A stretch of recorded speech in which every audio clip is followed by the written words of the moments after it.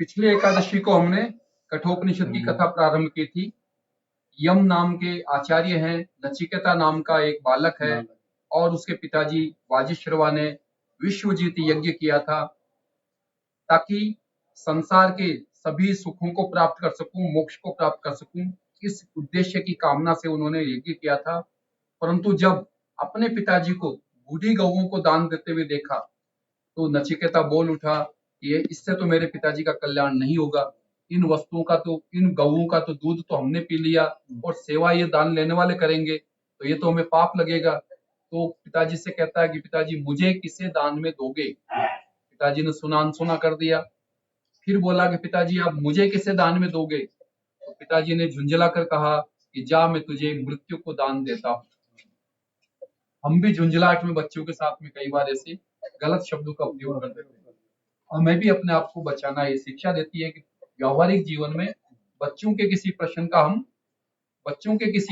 हम कभी झुंझला कर उल्टा जवाब ना दें, कभी उनको उल्टा ना बोले। तो नचिकेता कहता है कि मैं अपनी कक्षा में पढ़ने वालों में प्रथम पंक्ति में बैठने वालों अर्थात अग्रणी बच्चों के बीच में रहा हूं, और या फिर मैं कुछ बच्चों से पीछे रहा हूं, पर सबसे पीछे पढ़ने वाले बच्चों में तो मैं कभी नहीं रहा। तो सबसे पीछे बैठने वाले बच्चे को ऐसा दंड देते हैं गुरुजी। मुझे ऐसा दंड मेरे पिताजी ने क्यों दिया? फिर सोचा कि मेरे पिताजी ने कहा है तो इसमें जरूर मेरा कोई कल्याण ही होगा। ये हमारे परिवार के लिए फिर सोचने वाली बात है कि माता पिता हमें कोई आदेश देते हैं तो वो हमारे कल्याण के लिए देते हैं। हमें पढ़ने के लिए कहते हैं तो भी हमारे सुख के लिए देते हैं, हमारे उज्जवल भविष्य के लिए देते हैं। हमें सुबह जल्दी उठने के लिए कहते हैं तो भी हमारे कल्याण के लिए कहते हैं। हमें भोजन में गलत वस्तुएं नहीं खाने से रोकते हैं तो भी हमारे कल्याण के लिए कहते हैं कि ये चीज आपको नहीं खानी है, ये चीज खानी है। उसी में हमारा ही हित है, हमारा स्वास्थ्य ठीक रहेगा, हमारा शरीर ठीक बनेगा, हम अच्छा पढ़ पाएंगे। हम स्कूल में जाते हैं, गुरुजनों की आज्ञा मानते हैं, वो भी हमारे हित के लिए होते हैं। तो यह यहाँ दूसरी शिक्षा मिलती है कि बच्चों को अपने परिवार में माता पिता, दादा दादी, नाना नानी की सभी आज्ञाओं का प्रेम पूर्वक बिना किसी क्रोध के पालन करना है। मुझे ही क्यों कहा, उसे तो नहीं कहा, ये चीजें इस कथा में कहते हैं कि नहीं, ये चीजें गलत है।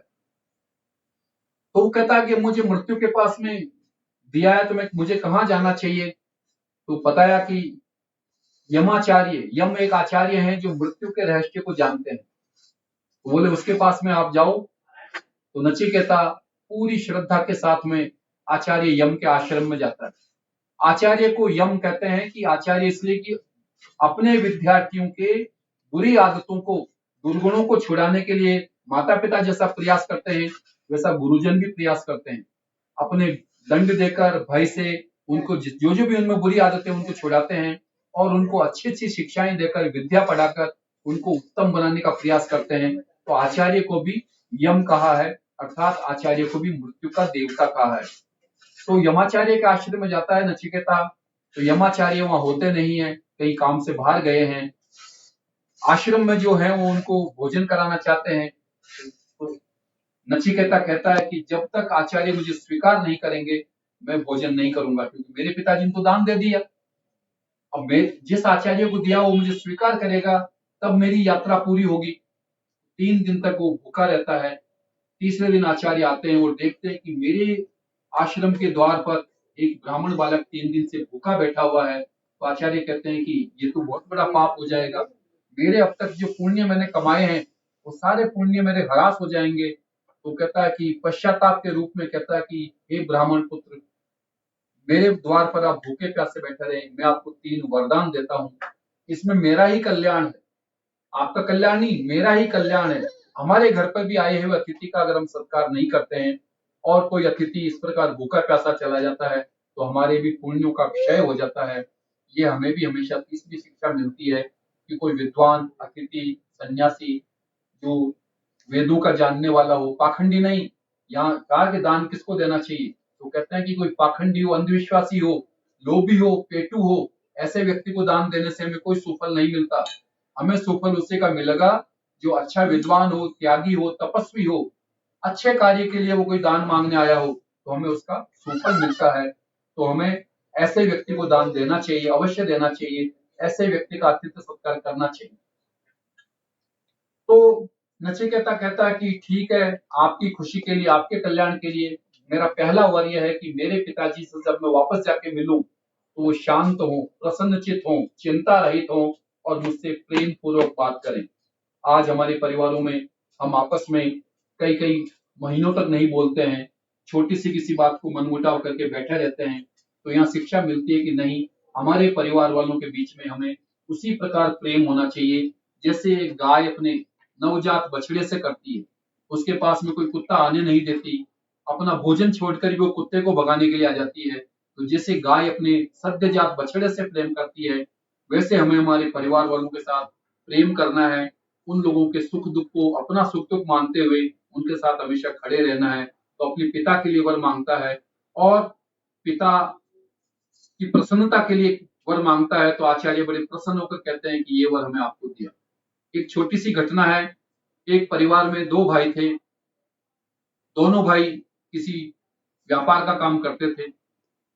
एक बार दिवाली के ऊपर बच्चों बच्चों के बीच में कोई झगड़ा हुआ और दोनों भाइयों ने अपने अपने बच्चे का पक्ष लिया और दोनों भाइयों के अंदर बोलचाल बंद हो गई। दिवाली पर साथ खाना खाते थे, साथ खाना खाना बंद हो गया। दोनों एक गुरुजी के पास में जाते थे। अपन जाते हैं जैसे गुरु पूर्णिमा पर जाते हैं, शिवरात्रि पर जाते हैं, ऐसी परंपरा थी। तो छोटे भाई की बेटी की शादी थी।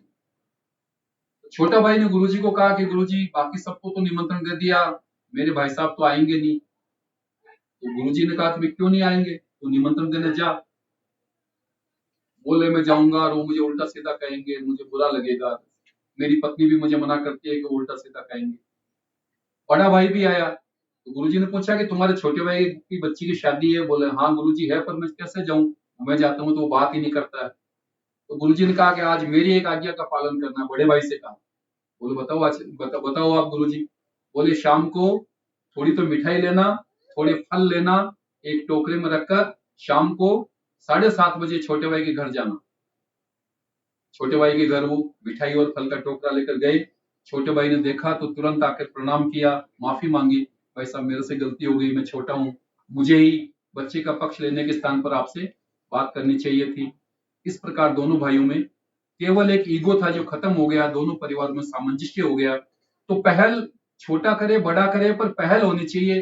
दोनों एक दूसरे को अकड़ कर बैठे रहेंगे तो परिवार का काम नहीं चल सकता। चाहे भाई भाई हो, पति पत्नी हो, पिता पुत्र हो, हमें किसी भी छोटी मोटी मनमुटाव को लंबे समय तक बनाए नहीं रखना। ये भी यहाँ शिक्षा मिलती है। तो नचिकेता को यमाचार्य कहते हैं कि दूसरा वर मांगो। तो नचिकेता कहता है कि दूसरा वर तो मुझे चाहिए कि मरने के बाद आत्मा स्वर्ग में जाती है अथवा मोक्ष में जाती है। स्वर्ग में भी जब सब प्रकार के सुख हैं तो स्वर्ग में किस प्रकार हम जा सकते हैं। तो यमाचार्य कहते हैं कि स्वर्ग में जाने की 3 ही सीढ़ियां हैं। पहला, जब पढ़ने का काल हो तो हम पूरी विद्या को प्राप्त करें, स्कूल जावें, कॉलेज जावें, मन लगाकर पढ़ें। अभी आपकी पढ़ने की उम्र है, थोड़ा खेलना है पर पढ़ना, पढ़ाई पर विशेष ध्यान देना। और जब अपने पैरों में खड़े हो जाएं, पढ़ने की पूरी विद्या प्राप्त कर लें, तो अपने परिवार के ऐश्वर्य के लिए, अपने माता पिता की सहायता करने के लिए, अपने दादा दादी नाना नानी की सहायता करने के लिए गृहस्थ आश्रम में प्रवेश करें। और गृहस्थ आश्रम में भी त्याग पूर्वक भोग करें।